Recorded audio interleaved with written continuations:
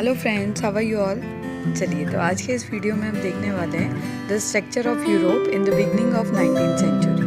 Okay, अभी तक हमने फ्रांस के बारे में पढ़ा, वहाँ का सोशल और पॉलिटिकल स्ट्रक्चर हमने पढ़ा था। ठीक है, अब हम देखने वाले हैं यूरोप के बारे में। तो अगर आप 19th सेंचुरी के बिगनिंग में देखोगे ना, तो 19th सेंचुरी के बिगनिंग में आपको कहीं भी इटली, जर्मनी, स्विट्ज़रलैंड इस तरीके के नेशंस वहाँ कहीं नहीं दिखाई देते।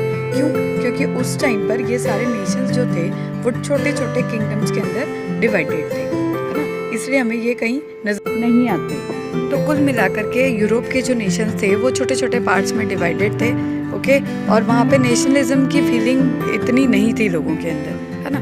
अब अपन बात करते हैं लोगों के सोशल स्ट्रक्चर की। जो यूरोप के पीपल थे उनका सोशल स्ट्रक्चर किस तरीके का था। तो बेसिकली यहाँ दो ही ग्रुप थे, एक तो था आपका लैंडेड एरिस्टोक्रेसी और दूसरा था आपका पीजेंट्री, है ना। अब लैंडेड एरिस्टोक्रेसी में कौन लोग आते हैं? जो बड़े ज़मींदार होते हैं, जो नोबिलिटी होते हैं, जिनकी बड़ी बड़ी लैंड्स होती हैं, ठीक है। और जो पीजेंट्री वक्त था उसमें आपके ये छोटे किसान जो लेबर होते हैं और जो इनके लैंड्स पे काम किया करते हैं, ठीक है। तो जो एरिस्टोक्रेसी, लैंडेड एरिस्टोक्रेसी है ना, ये नंबर में बहुत कम थे, यानी इनकी संख्या कम थी। और जो पीजेंट्री थे ये संख्या में बहुत ज़्यादा थे, यानी मेजोरिटी किसकी थी? पीजेंट्री की, ठीक है। तो क्या हुआ, धीमे धीमे जब यूरोप में के अंदर, ब्रिटेन में जब इंडस्ट्रियलाइजेशन हुआ, है ना, जब बड़े बड़े इंडस्ट्रीज आने लगी, एस्टेब्लिश होने लगी, तो क्या होने लगा, यहाँ पर एक तीसरा जो ग्रुप था वो एस्टेब्लिश हुआ। अब ये तीसरा ग्रुप जो था वो कौन सा ग्रुप था? ये जो तीसरा ग्रुप था ना, ये आपका था मिडिल क्लास लोग, है ना। अब ये जो मिडिल क्लास लोग थे ये कौन से थे? ये वो लोग थे जो इंडस्ट्रीज में वर्क किया करते थे, जो सर्विस क्लास हुआ करते थे,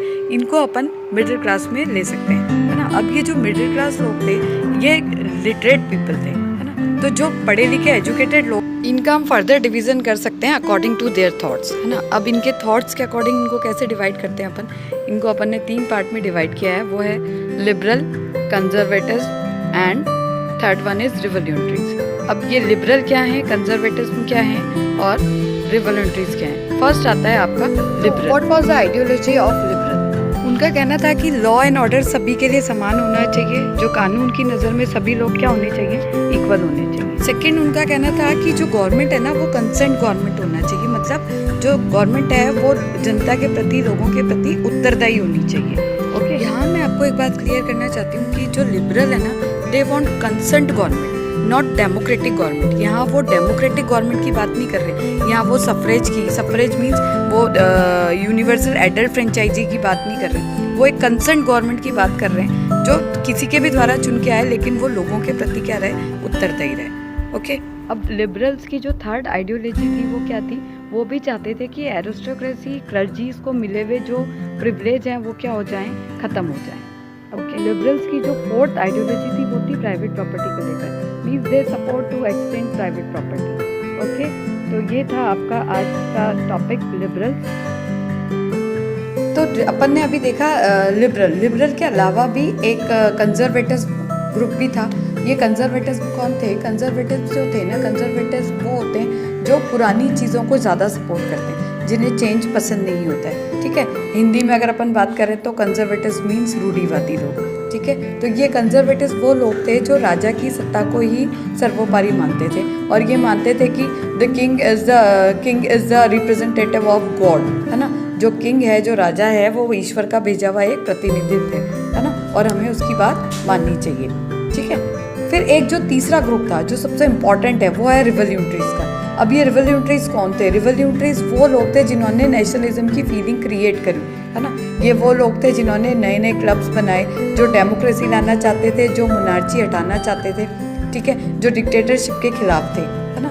तो इन्हीं लोगों को श्रेय जाता है यूरोप के कई सारे नेशंस को यूनिफाई करने का। इनमें अगर एक अपन नाम लें तो जिस्पी मेजनी का नाम बहुत लिया जाता है। जिस्पी मेजनी ने 2 ऑर्गेनाइजेशन बनाए थे, यंग इटली और यंग यूरोप के नाम से, है ना। और इटली के यूनिफिकेशन में भी उसका बहुत बड़ा हाथ है। तो अपन जिस्पी मेजनी को पढ़ेंगे इटली के यूनिफिकेशन, ठीक है। आज के लिए सिर्फ इतना ही। हमने अभी तक क्या देखा?